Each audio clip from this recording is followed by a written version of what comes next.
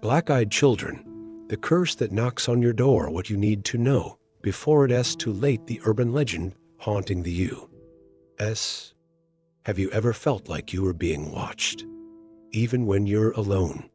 That eerie sensation crawling up your spine when you're in an empty room, but something feels off, as if unseen eyes were tracking your every move in the dark. Have you ever heard knocks on the door late at night and decided to ignore them? Those deliberate, rhythmic knocks that seem too intentional to be the wind, too persistent to be a mistake. The kind that continue even after you stay silent, pretending no one is home. Maybe you were spared by a thread. But what if one day you answer, and they're there? They're not beggars, not lost children. They're not there for help. They want in, and once inside, you'll never be the same. The shadow children. Have you ever heard of the black-eyed kids, Bex? This urban legend has haunted the United States for decades, leaving terrified victims and no logical explanations. What started as whispers in small towns has spread across the country, like a silent plague shared in hushed tones around campfires and on late-night internet forums.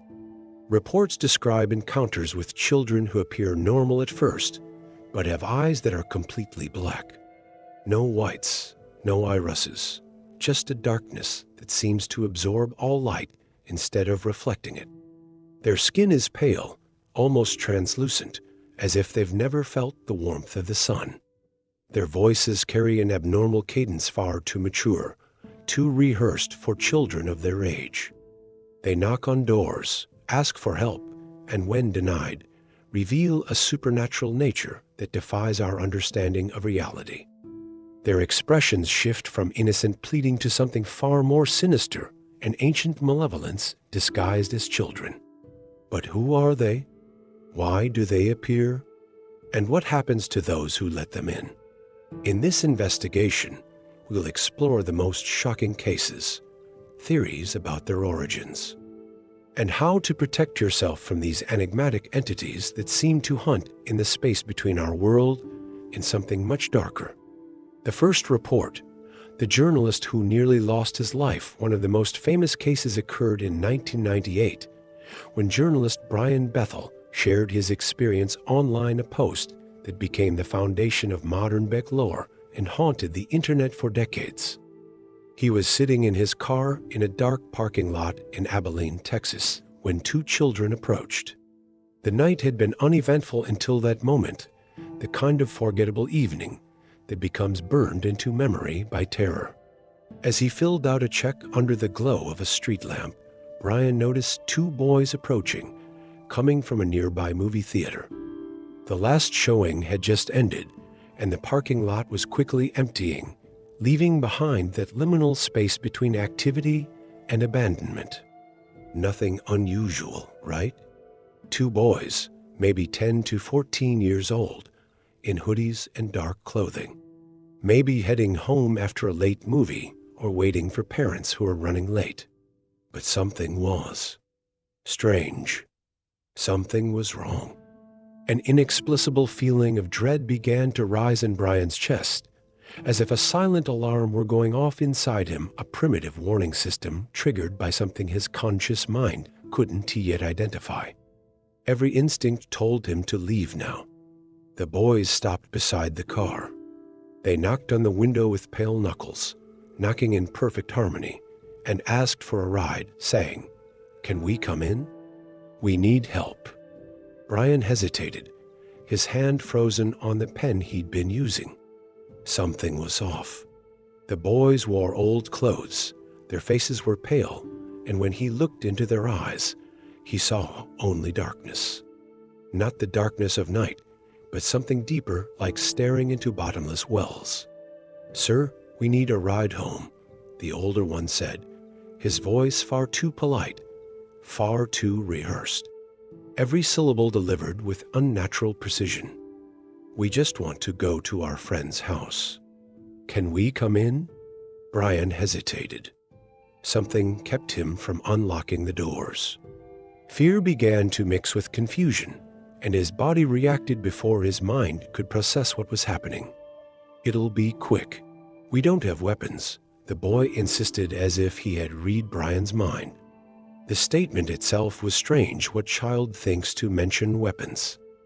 That's when Brian looked directly into the child's eyes. And there it was. The void. The eyes were completely black. No pupils. No irises. No whites. Just two dark orbs that seemed to devour all surrounding light, reflecting neither the streetlights nor the car's interior. They were the absence itself, holes in reality. "Why are your eyes like that?" he whispered. The answer came in a monotone, unsettling voice that dropped any pretense of childlike innocence. "We're not what we seem. Let us in." The younger child began to smile, then a smile that stretched too wide, revealing teeth that were too perfect to white. Both children placed their hands on the window, and Brian noticed their nails were immaculate, but dark underneath, as if dirty. Their skin pressed to the glass without leaving prints, without marks. With his hands shaking so much he could barely start the ignition, Brian turned on the car and sped away without saying another word, tires screeching against the pavement.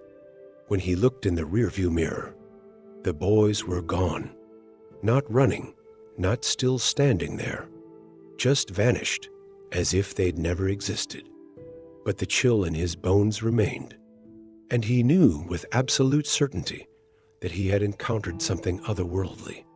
This was the first documented appearance of the so-called black-eyed children. Since then, hundreds of reports have surfaced, spread across the U.S. and the world, all sharing the same pattern. Children between 6 and 16 years old, with pitch-black eyes, cold demeanor, abnormal stillness, and always asking for some kind of permission to enter. A ride, a phone, shelter, water. But why do they need to be invited? And what happens if you say yes? The invitation rule, the supernatural law that protects us. Beyond Brian Bethel's case, hundreds of people report similar encounters that follow an ancient pattern familiar to folklore scholars, entities that must be invited in. In 2015, a woman in Portland, Oregon, heard knocks at her door late at night, at AM 3 precise knocks, followed by 3 more. Then silence. Then, again, 3 more. Emma Davis was home alone that night. Her husband was away on business. The knocking woke her from a restless sleep, and against her better judgment, she went downstairs. Pulling back the curtain, she saw 2 children standing on the porch, staring at her. A boy and a girl, maybe 9 and 7 years old, dressed in outdated clothing that reminded her of 1952 photographs, still as statues, not shifting weight from one foot to the other like normal kids. Not blinking, just waiting, as if they had all the time in the world. She asked if they were lost, her voice raspy with confusion and growing dread.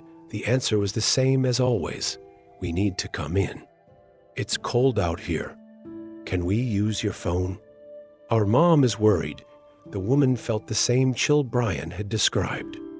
A cold that had nothing to do with the winter air, and everything to do with ancient warning systems buried in human DNA. A primal fear. She looked into the boy's eyes and almost fell backward, black, like holes in the universe, like looking into the space between stars. Then she noticed something else. Despite the freezing temperatures and light snow, neither child was breathing. Or if they were, their breath wasn't visible in the cold. She locked the door, turned off the lights, and called the police, crouched behind the sofa with the kitchen knife clenched in her trembling hands. When the officers arrived minutes later, there was no one on the porch, no children nearby. But small footprints were pressed into the snow, leading up to the porch, coming from nowhere, and stopping at her door. As if the children had materialized right there, the police searched the area, but found nothing. They suggested neighborhood kids playing pranks. But Emma knew better.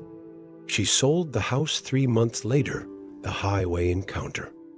In another 2017 report, a truck driver named Miguel Rodriguez was doing his regular run on Highway 285 in New Mexico, a lonely stretch of road known for strange occurrences and mysterious lights. Just past midnight, Miguel saw a small figure on the roadside, illuminated by his headlights. A little girl, maybe 8 years old, crying with her head in her hands. Any decent person would stop to help a child alone on a deserted road. Miguel pulled over, his truck's brakes hissing in the silence. "Hey, sweetie, are you okay? Where are your parents?" He called through the cracked window. When she looked up, her eyes were black as coal. No whites, just endless darkness. "I need a ride," she said in a strangely flat voice, despite her apparent distress. "Please let me in. I'm so scared out here alone." Miguel had heard stories from other truckers, warnings shared at rest stops and diners. He knew what he was seeing. He took off fast, the diesel engine roaring into the night. In his rearview mirror, he saw her mouth stretch into an impossible grin, her jaw opening like a snake's as she watched him flee for the next 80 kilometers.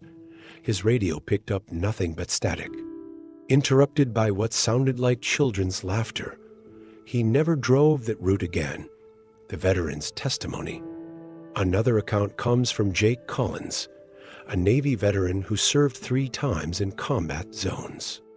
After retirement, he moved to a secluded house in Montana. All he wanted was peace. Far from the city, the noise, and the trauma that still haunted his dreams, but peace wouldn't last long. On the 3rd night in his new home, he heard knocking at the door. It was midnight, and a blizzard was howling outside. Who could possibly be visiting? He thought it might be a lost neighbor, even though there were no neighbors within 5 kilometers. Maybe someone whose car had broken down on the rural road.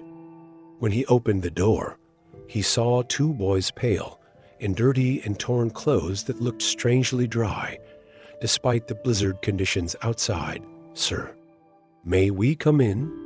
We're lost." Jake, who had faced combat and stared death in the eyes countless times, swore he had never felt fear like that before. He would later describe the sensation as being in the presence of something ancient and wrong, something wearing human skin, like a poorly fitting suit. His instinct screamed for him to run, but he was frozen, his hands gripping the doorframe so tightly his knuckles turned white. "Please," said the younger one, head lowered. "Our mom is going to be worried. We just need to use your phone." Jake noticed something wrong beyond the obvious. Children out in a blizzard, miles from any other home. The boys weren't shivering. They didn't blink. Their hair and clothes were completely still, despite the wind that nearly blew Jake backward. They were out of place. When the older one raised his face, Jake saw the eyes. Those eyes, black as space, endless, soulless, ancient beyond comprehension. He slammed the door shut and ran to grab his gun. But when he came back, nothing, no kids, just small footprints in the snow, leading up to the door and stopping there. No trail leading away, as if they had simply vanished or sunk into the earth itself. He wrote about it in a forum for ex-military. He wasn't the only one. Over 10 similar reports emerged in the same week, from different states. Same pattern, same horror. Some veterans theorized that their sharpened combat instincts allowed them to sense evil more acutely than civilians. That maybe, whatever these entities were, they hunted by exploiting human compassion, especially toward children in danger. Cases of survivors. Those who fought back. The case of Sarah K. Denver, 2020. Sarah Kincaid was alone in her apartment when the knocking began. 3 children asking to come in from the cold. "I recited the Lord's Prayer aloud as I backed away. The children started to scream not like human kids, but like something using vocal cords that weren't built for such sounds. Their faces twisted, and then they vanished into the darkness, leaving only cold spots on my security camera footage. The Night Watchman, New York City, 2018. Robert Graves, working a night shift at a commercial building in Manhattan, encountered 3 children in the lobby at AM, asking to go further inside. I turned on every light in the building, every switch I could reach. They recoiled like they were burning, hissing like cats. Their shadows moved wrong. Not with them, but against them. I've never seen anything like it. Reports like these didn't stop. They increased each year, spreading from rural areas to suburbs and into the cities. The aftermath: what happens when you say yes? Some say that once you allow them in, you begin to exhibit strange symptoms: nosebleeds, undiagnosed illnesses, extreme insomnia, the feeling of being constantly watched. The Hansons, Tulsa, Oklahoma, 2019. They let 2 children into their home during a storm.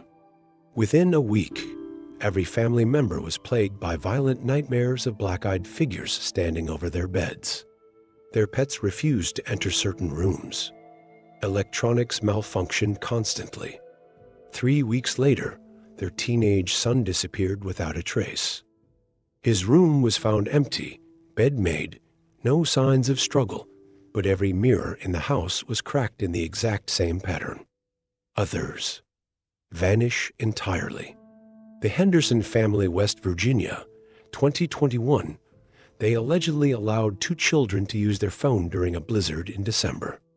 Neighbors reported no activity at the house for several days. When police conducted a wellness check, they found the home empty, dinner still on the table, TV still on, car keys still in the bowl by the door. No trace of the 4-person family was ever found. Theories: what are these beings? Demons or malevolent entities?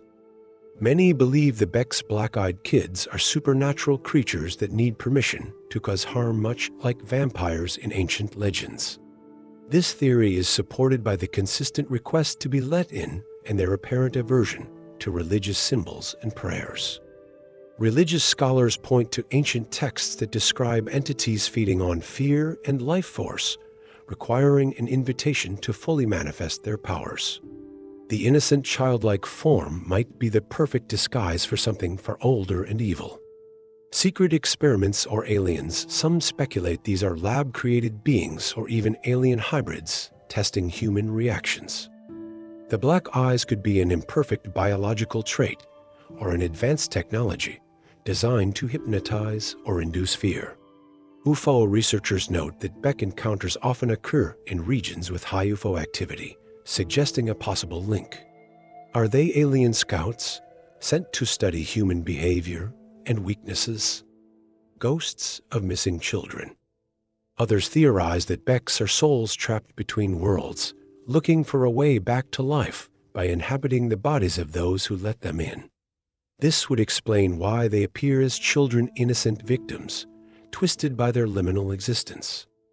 Paranormal researchers point out correlations between Beck sightings and historical child-related tragedies: orphanages with dark pasts, schools where accidents claimed young lives, neighborhoods where kids vanished decades ago. The truth behind the phenomenon: mass hysteria or something more? Some skeptics claim these reports are the result of psychological suggestion, the power of urban legends shaping memory and perception. However, many encounters share identical details, too many to be coincidence. Specific speech patterns, the inability to cross thresholds without permission, unnatural stillness. These elements appear across thousands of miles and unrelated witnesses. The most terrifying theory: dimensional portals. Some researchers believe they come from another dimension, using the form of children to infiltrate our reality. This theory suggests what we perceive as eyes are actually windows into their native realm, the blackness being the void between worlds. Dr. Eleanor Price, a theoretical physicist studying the phenomenon, proposes. If multiple dimensions coexist with ours, as some interpretations of string theory suggest, then perhaps these entities have found weak points in the fabric of reality. They might be drawn to human emotional energy, using forms that trigger compassion and protective instincts to gain access. Paranormal experts agree. These entities are not human, not ghosts, something in between. Demons? Aliens? Projections from another world? No one knows for sure, but one thing is certain. They need your permission, and if you say yes, your life changes. Forever. And never for the better. How to survive an encounter. The protection rules they need permission. Just like vampires in global folklore, they cannot enter without being invited. If you refuse, they may persist, becoming more aggressive or manipulative, but they cannot force entry. This seems to be a metaphysical law, an ancient rule of reality. Even they must obey. Sacred objects can help. Crosses, holy water, and prayers appear to repel them. Witnesses report visible distress when these entities are faced with religious symbols. Some accounts mention the children recoiling, their skin appearing to ripple or smoke when exposed to such items. Interestingly, the faith of the holder seems more important than the specific religion, suggesting human belief itself holds power against these creatures. They avoid brightly lit places. If you feel you're being followed, go to well-lit public areas. Light, especially natural sunlight, seems to weaken or repel them. Most encounters happen in darkness or dim environments. There are no confirmed sightings in broad daylight. Some researchers believe light reveals their true form, forcing them to retreat to the shadows where their disguise remains intact.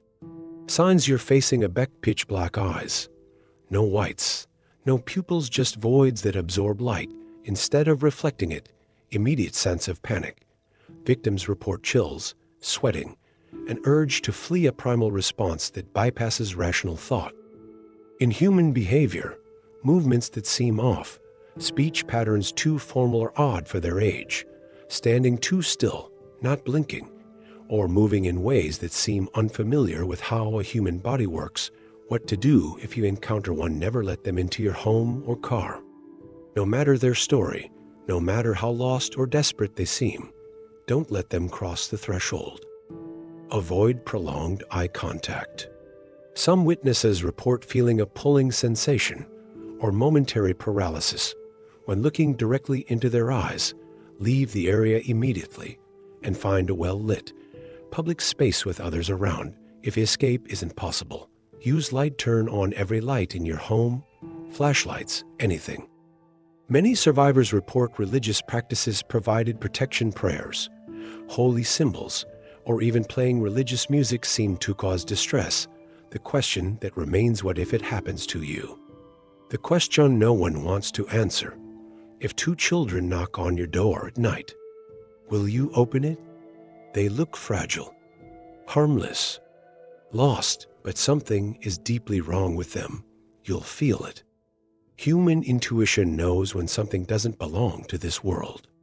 That chill up your spine, the sudden cold not tied to the weather, the unexplainable fear. These are ancestral warning systems, developed over millennia to protect us from predators. But not everyone listens. Some open the door. And when they open, they come in. And something comes with them. Something old. Something patient. Something hungry. Whatever the truth may be, one thing is certain. Never let them in. They are waiting, watching, knocking, and maybe tonight, it will be your door they choose.